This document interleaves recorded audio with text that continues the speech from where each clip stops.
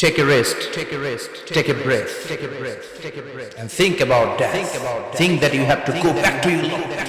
একটু বসেন না, একটু ভাবেন যে আমাকে চলে যেতে হবে, চলে যেতে হবে। এই কোলাহল, এই ব্যস্ততা, এগুলো থাকবো না আমি। সাইয়েদনা ওমর ফারুক বলেছেন, মুতু ক্বাবলা আন তামুতু, মরার আগে একবার মরো।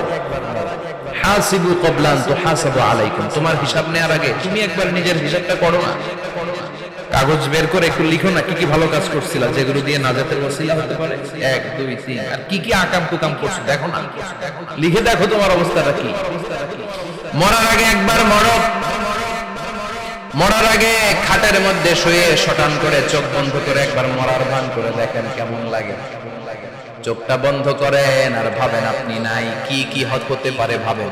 আপনার ছেলেমেয়েরা কান্না জুড়ে দিবে, আপনার প্রাণের স্ত্রী বিলাপ শুরু করে দিবে, বন্ধু বান্ধবের চিৎকার আর মাতম, স্থানীয় এলাকার মসজিদে ঘোষণা, অমুক এলাকার নিবাসী অমুক ভাই অমুকের ছেলে অমুক দুনিয়ায় নাই। সব আত্মীয়রা চলে আসবে, ফেসবুকে স্ট্যাটাস দেয়া হবে, সবাই সবাইকে জানাবে বিকাল 4টায় অমুক হাই স্কুল ময়দানে আপনার জানাজা।